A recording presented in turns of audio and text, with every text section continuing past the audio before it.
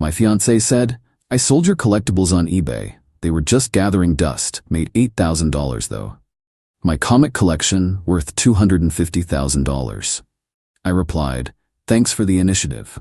Then I had my attorney send her a demand letter. When she realized she'd sold a CGC 9.8 Amazing Fantasy number 15 for $200. Original post I, 30, came home from a business trip last Tuesday to find my fiancée Madison, 35, beaming with pride. We'd been together 3 years, engaged for 6 months, living in my house for the past year. Babe, I have the best surprise, she said, waving her phone. Remember how you were stressed about the wedding costs? Well, I took initiative. My stomach dropped. Madison's initiatives usually meant she'd volunteered me for something or reorganized my life without asking. What did you do? I sold all those dusty comics in the basement, made $8,000. We can use it for the honeymoon upgrade. The room tilted. Those weren't just comics. That was my collection. 25 years of collecting, trading, hunting conventions, carefully stored in climate-controlled sleeves organized by publisher and grade. You sold my comics? Don't look so shocked.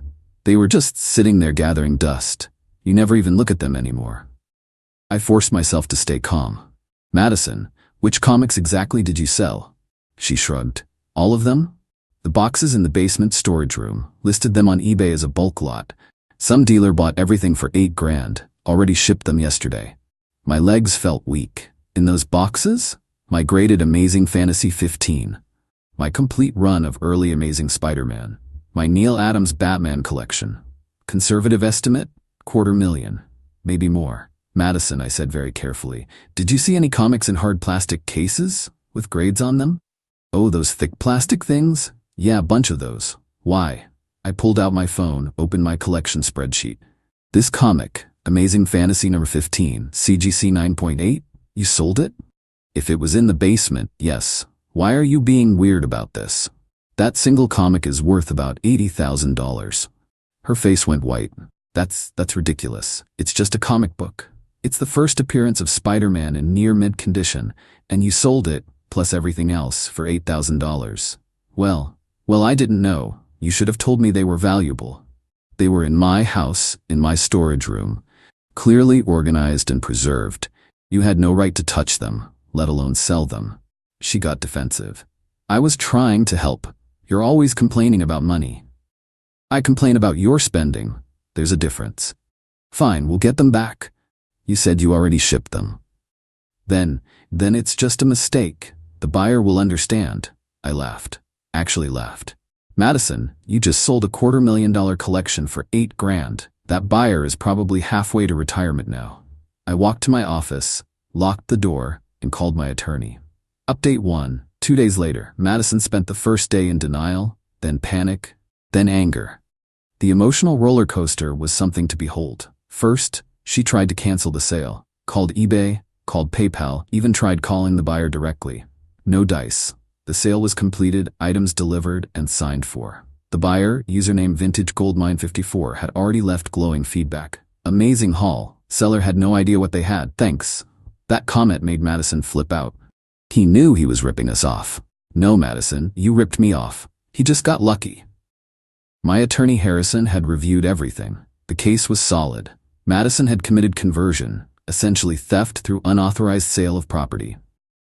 The evidence was overwhelming. Her eBay account, her messages to the buyer, her PayPal receiving the funds. Harrison sent the demand letter Thursday morning. It demanded 1. Immediate return of all sold items, or 2. Payment of $247,000, the documented value minus the $8,000 she received. 3. Coverage of all legal fees. Madison got served at her job, marketing manager at a tech startup. She called me screaming, "You sent lawyers to my work? You sold my property worth $250,000 without permission. What did you expect, a thank you card? I'm your fiancé. We're getting married. This should be ours anyway. We're getting married, past tense. And no, premarital assets don't work that way. You're seriously ending our relationship over comic books? I'm ending it over you stealing from me and showing zero remorse." She hung up and immediately went nuclear on social media. Can't believe I wasted 3 years on a man-child who cares more about comic books than his future wife. I try to help with wedding costs and this is the thanks I get. Her friends piled on. My phone started blowing up with messages about how I was emotionally abusive for valuing toys over love. Then Madison made her second biggest mistake. After selling my collection, she texted me, "Drop the lawsuit or I'll make sure everyone knows what kind of person you really are." I screenshot that immediately. Harrison was delighted. Extortion attempt. This keeps getting better. But the real kicker came that evening.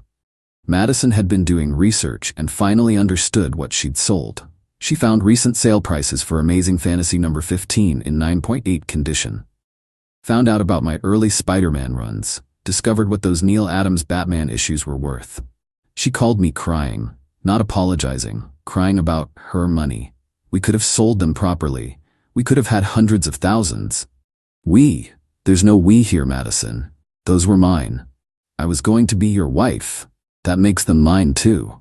That's not how any of this works. I'll fight this. I'll tell everyone you're hiding assets. I'll say you abused me.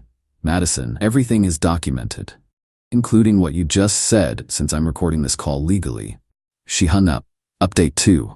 1 week later. Madison's entitlement reached new heights this week. Instead of trying to make things right, she doubled down on being the victim. First, she tried to claim the comics were a gift to her. Posted on Facebook that I'd promised her she could sell them for wedding funds. Problem is, I had text messages from a month ago where she asked if she could sell some of your old stuff. And I specifically said, don't touch anything in the basement storage. When that didn't work, she tried the financial abuse angle. Claimed I was controlling and financially manipulative throughout our relationship. Her evidence? I wouldn't add her to my bank accounts or the house deed. Normal boundaries when you're not married yet. Her friends ate it up. Her best friend Jessica even started a post about financial abuse in relationships with Madison as the poster child. The comments were wild, calling me everything from a narcissist to an abuser. Meanwhile, Harrison had been busy. We'd found the buyer through eBay. The guy, Randy, was actually sympathetic once he learned the situation. He's a longtime collector and knew exactly what he'd bought. But sympathy doesn't mean he's giving them back. Look, man, Randy told me on the phone, I feel bad, but I bought these fair and square. She listed them. I bought them. Not my fault she didn't know what she had.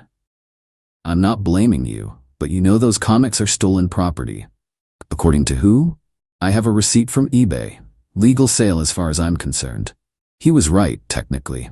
But Harrison had another angle. We sued both Madison and Randy. Randy for receiving stolen property, even though he didn't know, which would at least freeze the collection until court. Madison for conversion, fraud, and intentional infliction of emotional distress.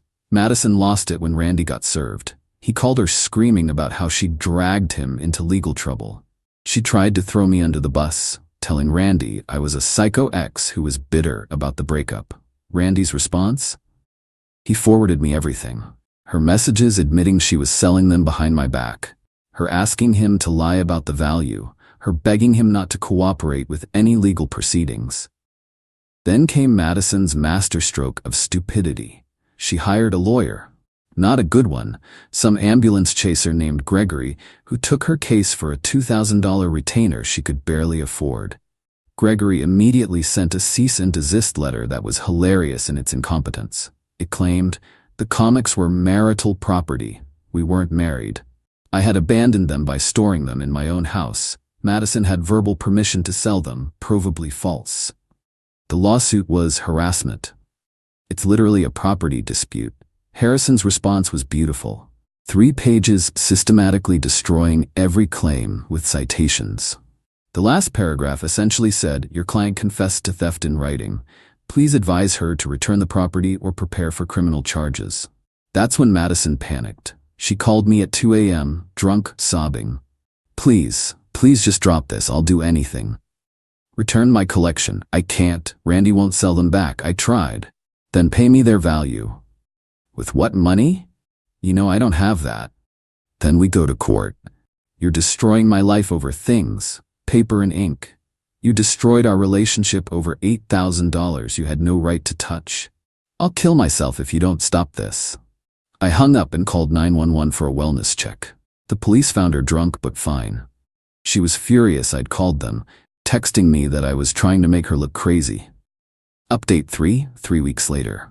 The legal steamroller picked up speed and Madison's entitlement collided head-on with reality. First, Randy cracked. His own lawyer told him that holding on to stolen property, even if purchased unknowingly, was risky. He agreed to a settlement. He'd return the most valuable comics, about $180,000 worth, and keep the rest. In exchange, we'd drop the suit against him. Madison was thrilled for exactly 5 seconds until she realized this meant I'd have proof of value for the criminal case. Oh yeah, I filed criminal charges. The detective assigned to the case, Detective Morrison, was actually a collector himself. He understood immediately what had happened. So she sold your entire collection without permission? While I was on a business trip, yes. And these receipts show the value? CGC grading certificates, recent auction prices, insurance appraisal from last year. This is grand larceny. You understand that, right? Your fiancé committed a felony. Madison was arrested at work the following Monday. Her marketing startup was not happy about the optics. She was encouraged to resign by Wednesday. The mugshot was rough. Mascara running, hair a mess. Someone leaked it to social media. Wasn't me, though I have my suspicions about Randy, who was pretty pissed about being dragged into this. Her lawyer Gregory dropped her immediately when she couldn't pay more than the initial retainer. She had to get a public defender. But Madison wasn't done being entitled. She started a blog, SurvivingSamuelTheNarcissist.com. Yeah, she used my middle name thinking she was clever. Daily posts about emotional abuse, financial manipulation, and how the legal system favors men with money. Some highlights. He treated those comics better than he treated me. I did. They held their value. A real man would have forgiven this mistake. A $250,000 mistake. He's using his privilege to destroy me, the privilege of owning things. The blog backfired spectacularly when Randy found it and posted his side. She knew exactly what she was doing. She asked me to pay through PayPal friends and family to avoid taxes. She asked me not to mention individual comic values and feedback. This wasn't a mistake. Her own friends started distancing themselves. Jessica deleted her financial abuse post. Madison's sister called me to apologize and ask if there was any way to make this go away. Sure, I said. She can pay me what she stole. She doesn't have that kind of money. Then she should have thought of that before selling things that weren't hers. The preliminary hearing was yesterday. Madison showed up in a suit that was way too expensive for someone claiming poverty. Turned out she'd maxed out a credit card for it. She tried to look pitiful, but the judge wasn't buying it. The evidence was damning. Her eBay listing admitting she was selling boyfriend's collection while he's away. Texts to friends bragging about teaching him a lesson about ignoring me. Messages to Randy trying to cover up the real value. The threatening text trying to blackmail me into dropping charges. The judge set a trial date and denied her request to dismiss. Also issued a restraining order after the suicide threat and harassment. Madison collapsed in court. Full dramatic breakdown. Had to be helped out by bailiffs while screaming that I was ruining her life over nothing. Her public defender pulled me aside after. Look, she's going to lose. Badly. If you're willing to deal, now's the time. What's she offering? She'll sign over her car, her jewelry, basically everything she owns. Total value maybe $30,000. My collection was worth $250,000. I know, but that's all she has. Then she goes to jail. The defender sighed. Fair enough. Update 4. 2 months later. The trial was last week. Madison continued her entitled meltdown right to the bitter end. She showed up to court every day in increasingly expensive outfits, borrowed from friends, racking up more credit card debt, who knows. The jury was not impressed by her struggling victim act when she was wearing designer shoes. Her defense was basically, we were getting married, so his stuff was my stuff. The prosecutor's response. Were you married? We were engaged. That's a no. Did you have permission to sell his property? He never said I couldn't. Do you have permission to sell things you don't own? He was controlling about money. I needed to contribute to our wedding. The prosecutor then showed the court her Instagram from 2 weeks before the sale. Pictures of a $3,000 handbag she'd bought. Caption: Sometimes you have to treat yourself. Seems like you had money for what you wanted, the prosecutor noted. Madison tried to claim I was abusive, controlling, manipulative, but she had no evidence. Meanwhile, I had 3 years of texts showing a normal relationship until she decided to commit a felony. The most damaging testimony came from Randy. He'd agreed to testify in exchange for immunity, and boy did he deliver. She contacted me privately before the auction ended, said if I won, she'd throw in extra comics that weren't listed, said her boyfriend was, quote, an obsessive nerd who deserved this. Did she indicate she knew the value? She said she'd Googled some of them but didn't care because, quote, money isn't everything, but teaching him a lesson is. Madison's face was priceless. She'd forgotten those messages existed. Her blog came back to haunt her too.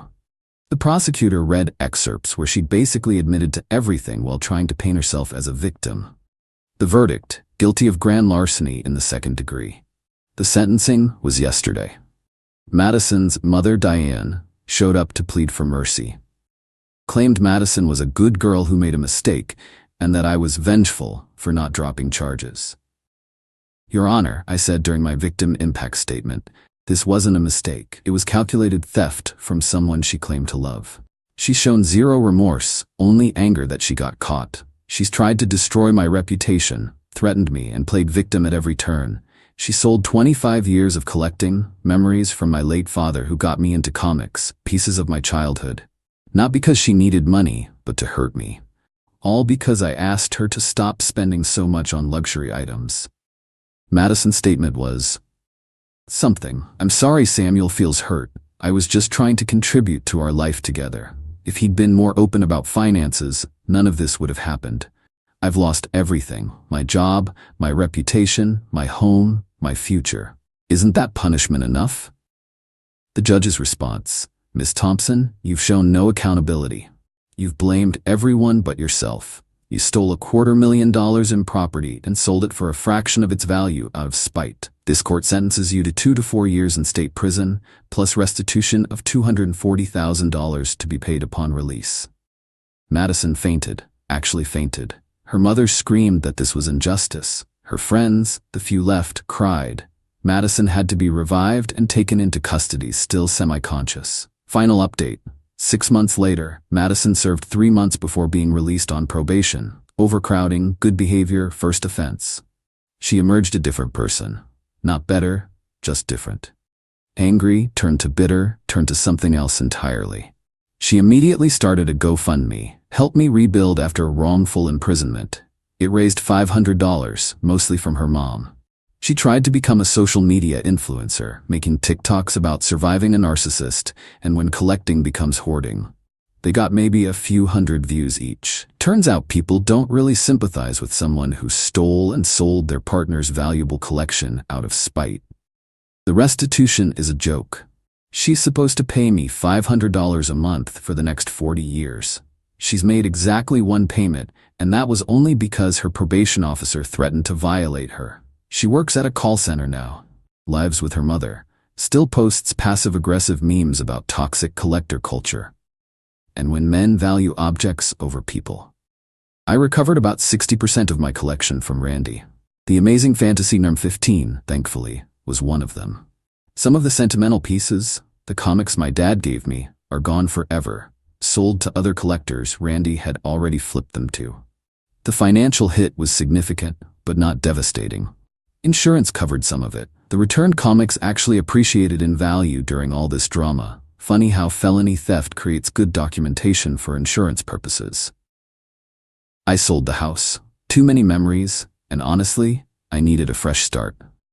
Found a nice condo with a proper climate-controlled room for the collection. Better security too. Biometric locks, cameras, the works. Dating has been interesting. So what happened with your last relationship? Is a fun conversation starter when the answer involves grand larceny and prison time. But I found someone. Her name's Grace, she's an accountant, and she actually collects vintage manga. She thinks the whole story is insane, but understands why I press charges. Anyone who doesn't respect your possessions doesn't respect you, she said on our 3rd date. Might be a keeper. Madison still emails occasionally from different addresses since I keep blocking them. Always the same theme. I ruined her life, I'm heartless, I chose things over people. Never once has she actually apologized or acknowledged what she did was wrong. Her latest email sent last week, I hope you're happy. You got your comics back and destroyed my life. Was it worth it? I didn't reply, but the answer is yes. Not because I'm vindictive, but because she showed me who she really was. Someone who would destroy what I loved to hurt me, then play victim when faced with consequences. The comics? They're just things, sure, but they're my things. And the right to have your property respected, to not have your possessions stolen and sold by someone you trust, that's worth fighting for. Madison thought she was teaching me a lesson about priorities. She did, just not the way she intended. She taught me that when someone shows you they're entitled enough to steal from you and feel justified about it, believe them the first time. Oh, and that amazing fantasy number 15? Had it reappraised last month. It's now worth $95,000. Madison, if you're reading this from your mom's basement while working your call center job, that's $95,000 for one comic you sold for maybe $200. Hope the lesson was worth it.